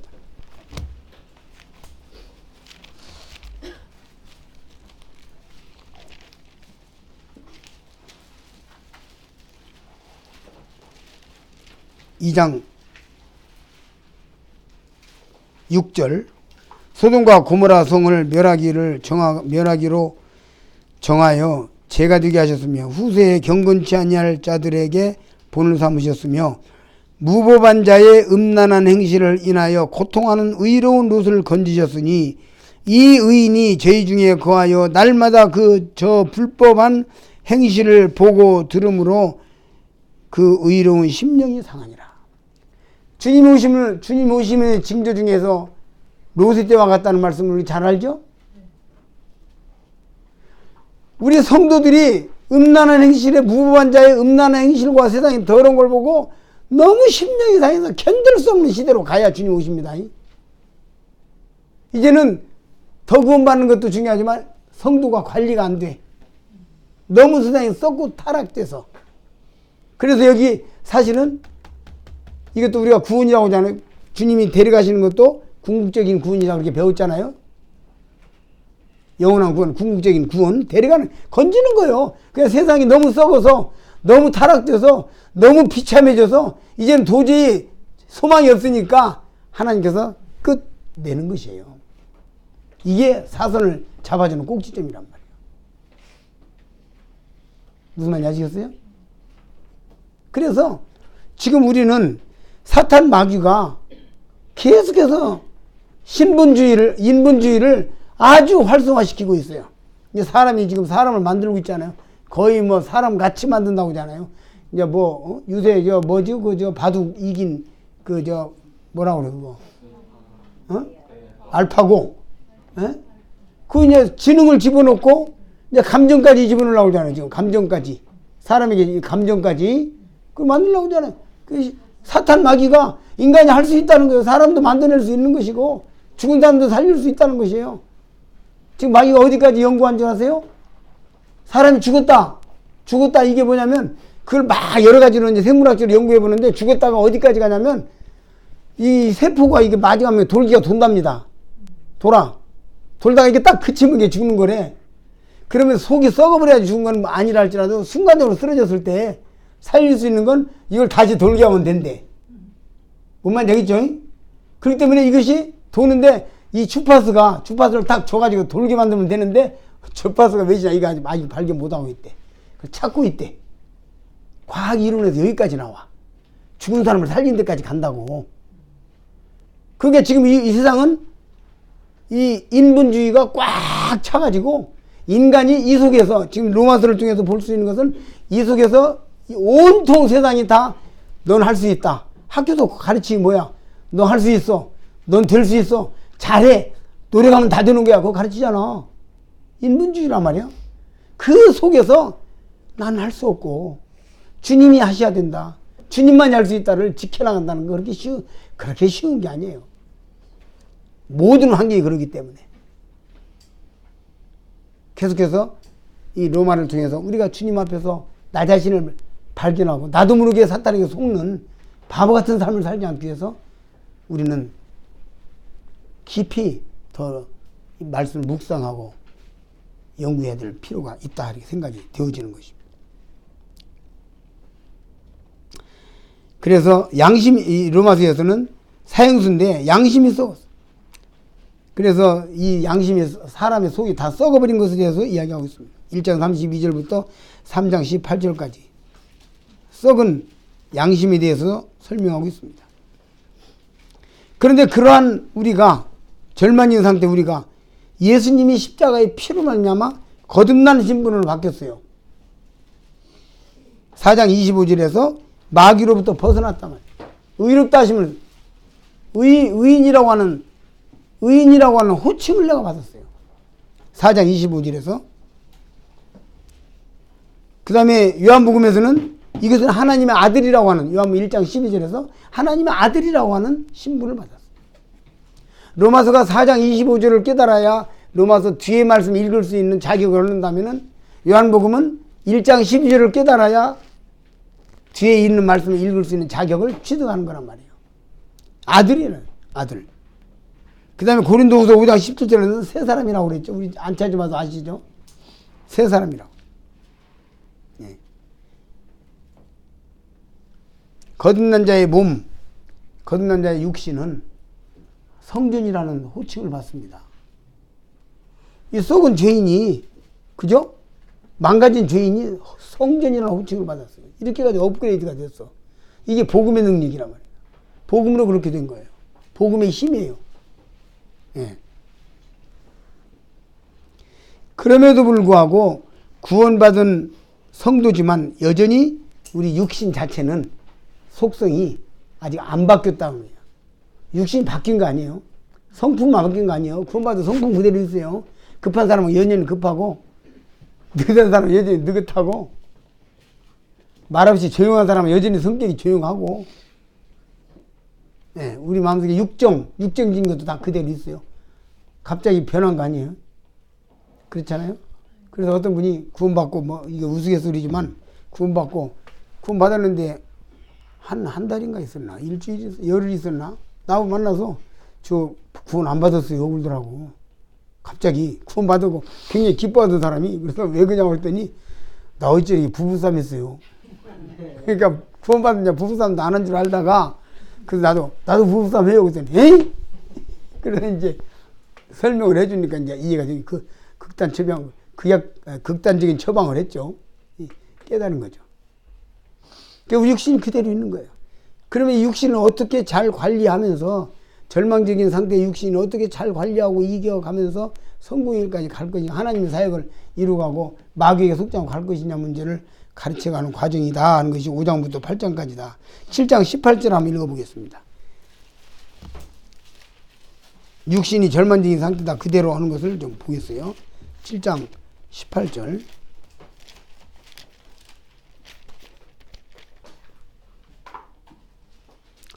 내 속 곧 내 육신에 선한 것이 거하지 아니하는 줄 아노니 원함은 내게 있으나 선을 행하는 것은 없노라. 내가 원하는 바 선하지 아니하고 도리어 원치 아니하는 바 악을 행하는도다. 만일 내가 원치 아니하는 그것을 하면 이를 행하는 자가 내가 아니오 내 속에 거하는 죄니라. 그러므로 내가 한 법을 깨달았노니 그 선을 행하기 원하는 나에게 악이 함께 있는 것이로다. 이게 원함은 내게 있다. 구원받은 증거가 뭐냐면 내가 하나님을 향하여 하나님을 따르고 하나님을 섬기고 싶은 원함이 있다는 자체가 구원받은 증거다 이 말이에요. 무슨 말인지 알겠죠?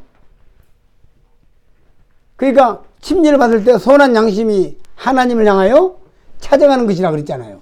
그렇죠? 그러니까 내가 첫 번째 순종이 침례를 통해 받는 것은 내가 이제 성도로서 구원받은 자로서 십자가의 피공로를 믿는 자로서 내가 앞으로 계속해서 하나님을 섬기기를 원합니다. 따라가기를 원합니다는 신앙 고백의 첫 번째 순종이 침례다 이 말이에요. 이게 우리가 하나님의 진리의 말씀 구원받기 전에는 자유했잖아요.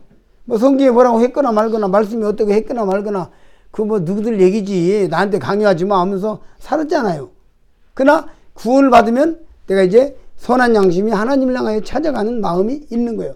근데 문제는 하나님을 향하여 찾아가는데 이 사탄마귀가 내 육신을 자꾸 건드려 가지고 괴롭혀.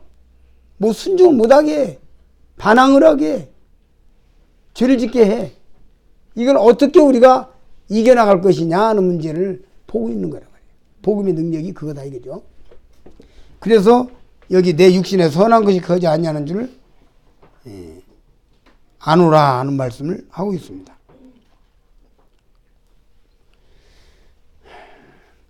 이것을 뭐로 비유할 수 있냐면 고장난 기계로 말할 수 있어요. 기계가 고장이 났어요. 기계가 고장이 났어요. 이 기계는 잘 돌아가고 싶지만 고장났기 때문에 안 되는 거예요. 자, 고장난 사람을 보세요. 네, 장애인이 있습니다. 장애인이 있어요. 그가 지금 다리가 잘못돼가지고 못 걸어갑니다. 그 마음은 걸어가고 싶은데 지금 장애인이기 때문에 자기가 다리가 고장나서 다리가 망가져버렸기 때문에 못 걸어가잖아요. 인간이 그런 상태라고 하는 것이죠. 그럼 이 장애인이 걸어가려면 어떻게 하겠습니까? 누군가가 옆에서 걸어갈 수 있도록 보조해주는 도와주는 자가 필요해요. 그것을 로마서에서는 원리적으로는 복음이고 상호적으로는 성령이란 말이에요. 그래서 우리는 구원받은 이후에도 주님의 도우심을 통해서 구원받을 수밖에 없었고, 구원받은 이후에도 역시 주님으로 말미암아 도움받지 않으면 전혀 뭘 할 수가 없는 상태인 것을 인식하고 가야 된다. 그러니까 내가 왜 이렇게 자꾸 실수하고 잘못하고 나는 도대체 희망이 없어가 아니라 내가 왜 그런가, 나는 왜 이럴까가 아니라 나는 본래 이런 사람이야. 정말 하나님의 도우심으로 지금까지 살았고 앞으로도 하나님 도우심으로 살 수밖에 없는 사람이라는 경지에 가서 그걸 깨닫고 있으면 내가 잘못했다는 것을 합리화시키란 말이 아니라 내가 잘못하고 실수하고도 또 주님을 바라볼 수 있는 용기가 생기는 거야. 본래 내가 그런 사람이니까. 그래서 지금까지 하나님 은혜로 살아왔기 때문에 내가 오늘 실수를 했지만 이게 절망으로 가는 게 아니라, 그 로마서 7장이 그거예요. 지금 절망으로 가는 게 아니라 어디로 가? 소망으로 가는 거예요. 실제로 절망해야 되는데. 그러니까 이게 뭐냐면 7장을 쭉 읽어나가면은 보세요. 하나님을 깊이 사랑하려면, 어떻게 보면 하나님을 깊이 사랑하는 사람은 많은 실패를 경험한 사람이야. 자, 이거 만드는 목수가 있습니다. 10번 만들다가 실패한 사람하고 100번 만들다가 실패한 사람하고, 실패를 100번 경험해 본 사람하고 100번 한 사람이 지금 더 명인이 돼 있는 거고, 1000번 실패해 본 사람이 더 명장이 돼 있는 거란 말이에요. 그래서 성경은 실패를 통해서, 물론 억지로 내가 뭐 잘못을 합리화시키는 게 아니라 내 실패와 연약을 통해서 내가 이런 사람이구나 하는 걸 발견해가는 과정이 되는 거라. 무슨 말 얘기죠? 내가 얼마나 절망적이고 별 볼 일 없는 사람이고 하나님의 도우심 없이는 단 아무것도 할 수 없다는 것을 경험해가는, 경험으로 깨닫는 과정. 그렇게 내가 어저께 말씀드릴 때 지금은 안 깨달아져도 이 원리를 들어놓으면 앞으로 여러분들이 신앙생활하는 과정에서 어떤 현상이 닥칠 때에 도움이 될 것이다. 이 말씀을 드리는 거예요. 많은 실패를 통해서 나의 연약을 깨달으니까, 연약을 깨달으면 깨달을수록 내가 제로에 가까워지죠. 제로에 가까워졌다는 건 하나님은 99라는 거죠. 1이면 99, 50이면 50이고. 그래서 그 연세가 많으신 어떤 형제님에게, 형제님 이것도 좋고 저것도 좋고, 그 젊은 날에 내가 이것이 우리 한 가지를 분명히 하셔야지. 이것도 좋고 저것도. 그렇지만 어른에게 뭐라고 했어요? 아무 소리 안 했지. 세월이 지나놓고 보니까 그분 가슴속에 뭐가 있냐면, 내가 이것이 좋다고 하지만 정말 이것이 좋은지, 그죠? 이것이 좋아도 하나님께서 그거를 그렇게 하려고 하는 건지 복잡한 게 들어있어. 왜? 많은 경험을 통해서. 그렇기 때문에 확정이 어려운 거야. 그러니까 하나님께 맡기는 거지. 주님을 바라보는 거예요. 젊은 날에는 제가 그렇게 생각 안 했어요. 나이가 조금 드니까 보이는 거야, 그게. 이제 와서. 젊은 날 젊은 혈기로 왜 하고 하던 이것이, 그것만이 아니구나. 그것만이 능사가 아니구나.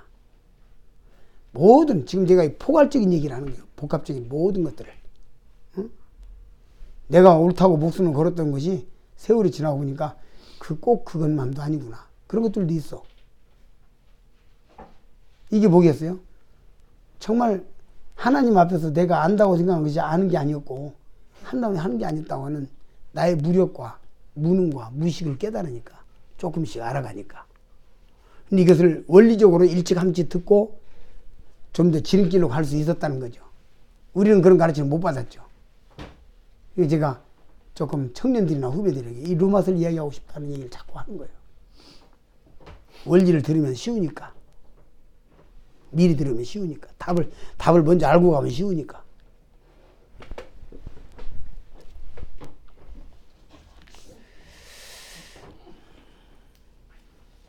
그래서 고장난 기계가 고쳐줘야 되는 것이고, 아까 말씀드린 대로 다리를 완전히 못 쓰는 안진뱅이가 어떤 기능이 있고 능력이 있어서 뭘 할 수 있는 사람이면 거기에는 반드시 누가 이렇게 들여다가 일 현장에다 갖다 주고 데려오고 이런 걸어다니는 것을 대행해 주는 누가 있어야만이 그가 할 수 있는 것처럼 우리는 정말 아무것도 할 수 없는데 성령께서 나를 데리고 다니십니다.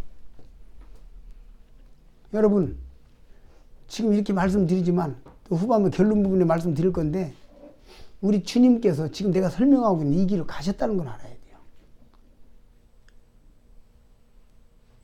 주님이 시험 받으실 때 성령에 이끌려 그 나오죠? 이끌려 간다는 게, 이끌린다는 게 뭡니까? 끌려갔단 말이에요. 주님은 자기 의지가 없었어요. 자기 생각도 없고 자기 자존심도 없었어요. 요한복음 7장 13절 한번 보시겠습니다. 요한복음 7장 13절.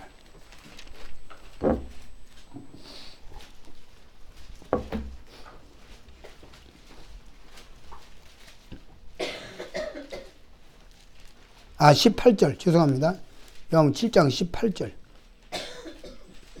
스스로 말하는 자는 자기 영광만 구하되 보내신 이의 영광을 구하는 자는 참되니 그 속에 불이 갑니다.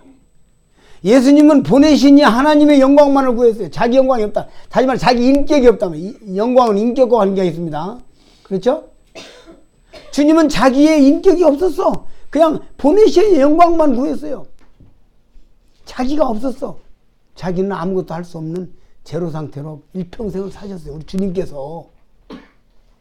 8장 50절 한번 보시죠. 요한복음 8장 50절. 나는 내 영광을 구하지 아니하나 구하고 판단하시는 이가 계시니라. 나는 내 영광을 구하지 않는다고 그랬죠? 영광 구하지 않는다. 주님이 이렇게 고백하신 거예요. 자기 영광은 제로였어요. 주님이. 일평생 주님은 제로였어요. 자, 17장 4절 한번 보시겠습니다.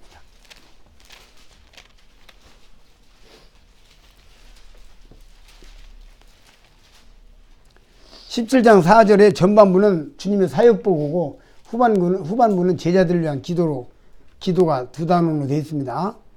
17장 4절.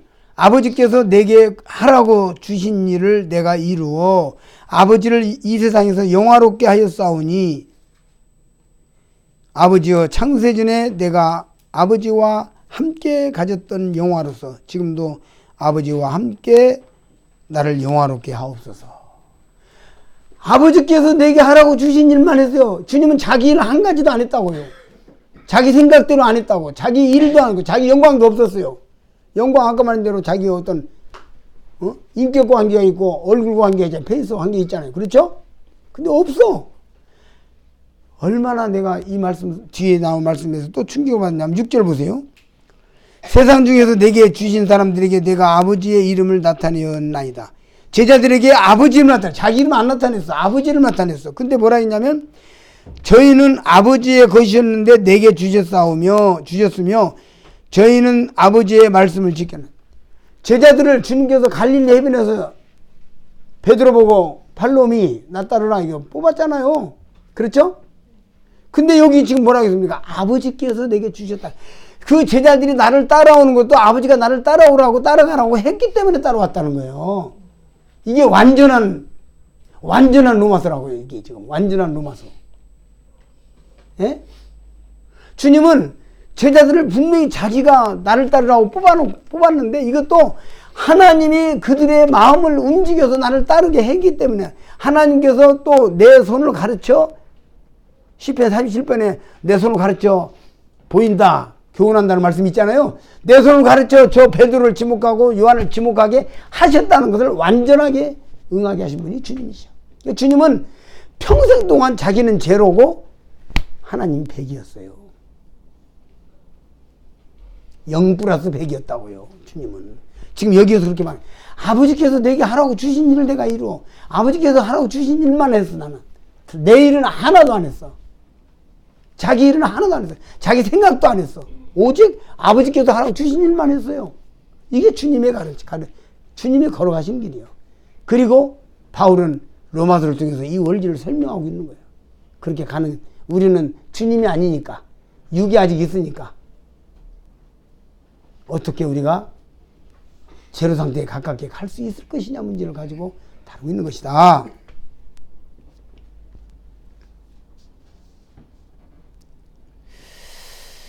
그렇기 때문에 내 영광은 없고 하나님의 영광만이 전부다. 마가복음 10장 18절 우리가 잘 아시죠? 어찌하여 나를 선하다느냐. 선하니는 아버지뿐이라는 거예요. 하나님뿐이라는 거예요. 하나님이 선하신 거예요. 그럼 어쩌다 하나님만 선합니까? 예수님 선하지 않았습니까? 예수님 선하셨잖아요. 근데 놀라운 것은 선이라고 하는 것은요, 과거와 현재와 미래에 다 영향력을 미칠 수 있어야 선이에요. 내가 물에 빠진 사람을 건져줬어요. 선한 거죠. 그런데 이 사람이 1년 뒤에 술 먹고 운전해가지고 5사람을 쳐 죽였어요. 그럼 이 물에 빠지고 혼인 건 선한 거예요, 악한 거예요? 헷갈리잖아요. 이 사람이 그런 범죄 가운데 가지 않도록 리모트 컨트롤 할 수 없으면 이게 선인지 악인지 몰라. 그렇죠? 주님은 이 땅에 계시면서 사람들을 컨트롤할 수 있는 능력을 하나님으로 부여받지 않았어. 아까 베드로를 선택한 것도 하나님이 내게 주셨다고 말씀하시잖아요. 그것조차도. 이게 주님의 완벽한 선이란 말이에요. 하나님만 선하다. 내가 좀 선이 있다면 그건 하나님으로부터 왔고, 나에게 선이 보였다면 하나님이 나를 주장했기 때문에 그런 것이고, 나에게 좀 뭔가 아름다운 것이 있었다면 하나님이 나를 아름답게 해주셨고, 내가 똑똑하게 뭔가 하는 일이 있다면, 내가 능력 있게 한 게 있다면 하나님이 나를 능력 있게 해주셔서 그렇다는 거예요. 이게 지금 주님의 어찌하여 나를 선하다느냐. 선하니는 아버지, 하나님이 하늘에 계신 아버지뿐이다 라고 말씀하신 뜻이 그 뜻입니다. 숙연해지지 않아요. 우리 주님이 그렇게 사셨어요. 주님이 그렇게 사셨어요. 주님이 제로로 사셨다고 일평생을. 주님 앞에 가시는 날까지, 하나님 앞에 가시는 날까지 제로 상태로 사셨다고.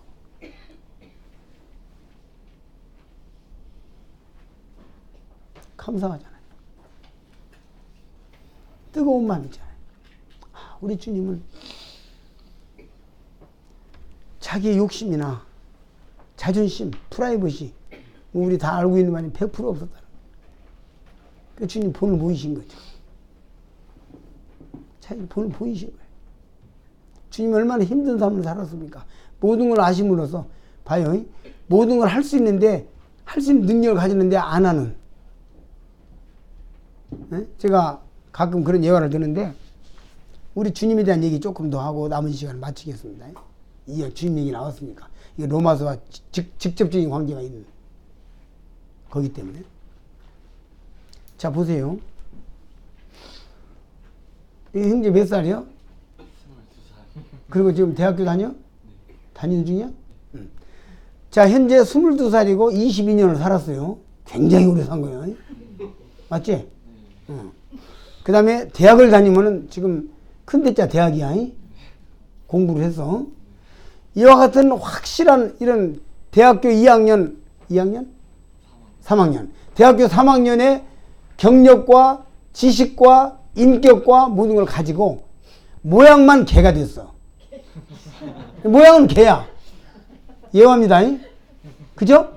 그러니까 모습은 개지만 실제는 대학교 3학년 모든 걸 다 알고 있는 것이에요. 더러움도 알고 깨끗함도 알고 옳고 더러운 거 옳고 그런 거 모든 걸 다 알아. 근데 모양만 개야. 그러니까 다른 개들이 와가지고 똥 먹은 입으로 뽀뽀하자고 달라들고 같이 놀지는 게요. 기가 막히죠? 나는 개가 아닌데 그런데 그들과 함께 살았어요. 개가 아닌데 개의 모습으로 살았다고. 이것이 빌립보서 2장에 사람의 모양으로 나타나셨으니 자기를 낮추고 죽기까지 복종하셨다는 말씀의 뜻이요. 사람의 모양만 가지고 왔지만 그분은 사람이 아니었어요.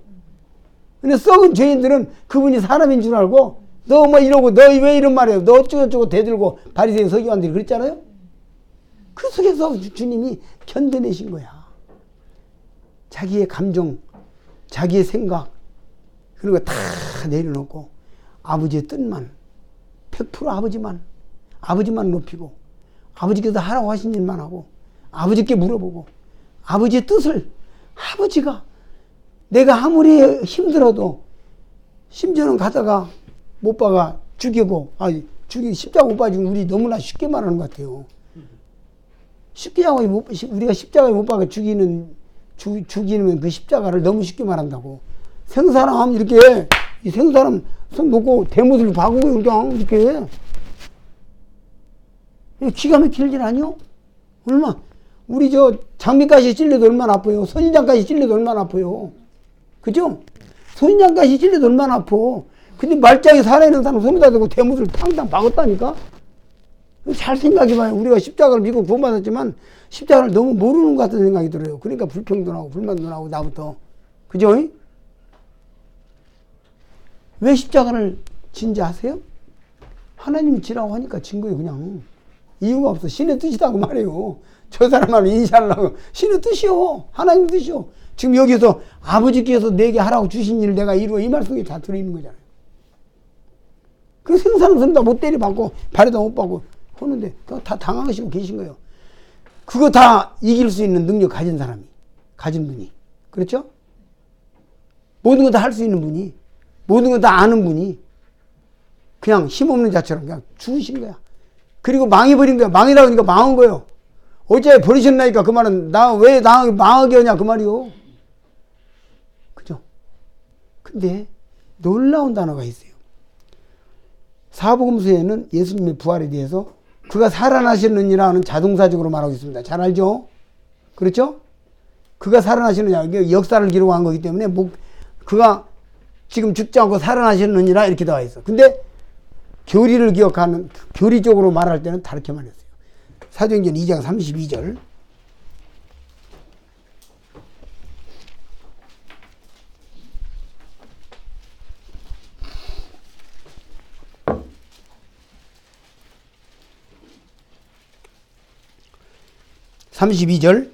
이 예수를 하나님이 살리신지라 우리가 다 이 일의 증인이로다. 살리셨다거나 피동적으로 나옵니다. 그러니까 예수님은 하나님이 살리지 않았으면 그대로 망하는 거야. 원칙적으로. 무슨 말인지 알겠죠? 주님은 거기까지 순종하신 거야. 그 자식이라도 아들이라도 받으신 고난으로 순종을 배웠다고 나오잖아요. 히브리서에 설명하잖아요. 배웠다고. 순종을 배운 거예요. 순종을 배우는 거라고. 사실은. 이와 같은 원리를 알고 이제 앞으로 순종을 배워나가야 되는 거예요. 사실은. 그 순종을 배우는 방법을 또 로마서에 6장, 7장 쭉 써놓은 거예요. 그걸 그래서 공부하는 거고. 그러니까 실제로 예수님께서 아주 시범을 보이신 거예요. 이 일에 대해서. 완벽한 시범을 보이신 거예요. 100%. 제가 제로 플러스 100. 예, 예수님이 제로 플러스 100입니다. 나는 안 돼. 안 된다고 봐야죠. 뭐 안 된다고 말하면 맞는지 틀린지 모르겠는데 안 된다고 말을 해야 되겠죠. 우리 다. 그러나 우리는 주님을 닮아가는 너나 그러한 지식을 닮아가라는 거예요.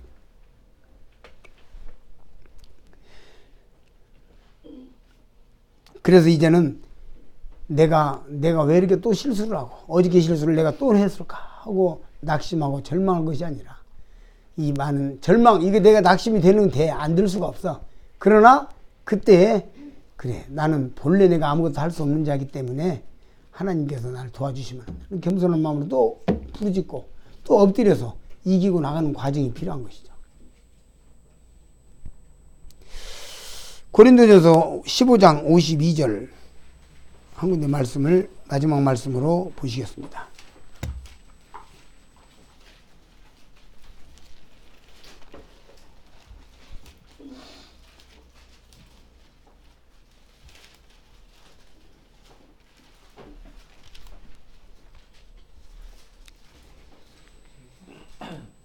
나팔 소리가 남에 죽은 자들이 썩지 아니할 것으로 다시 살고 우리도 변화하리라. 이 썩을 육신이 있을 때까지는 우리가 이 육신을 어떻게 통제하고 어떻게 이기고 갈 것이냐 문제를 주님 앞에서 배우고 성경을 통해서 공부하고 그렇게 해서 우리가 나가야 할 필요가 있습니다. 천국에 가서는 로마서 공부가 없어요. 할 필요가 없고 하나님 나라에 가서는 없어요. 이 땅에서는 어떻게 우리가 사단 마귀가 동서남북에서 우리를 에워싸고 온갖 이상한 생각과 사상을 주고 어떻게 이겨나갈 것이냐. 어떻게 내 육신은 순식간에 넘어지고 그죠? 순식간에 나도 모르게 죄 가운데 거하고 뭐 누구 반가운 사람 만나서 한참 이야기하다 보면 나도 모르게 막 아무개 허물 막 이야기 내가 또 남의 허물 내가 왜 입냐고 이놈 입이 방정이 없어 뉘우치죠? 이게 참말로 이게 안 되는 거야. 그래서 이게 정말 이럴 때마다 난 이게 뭐야?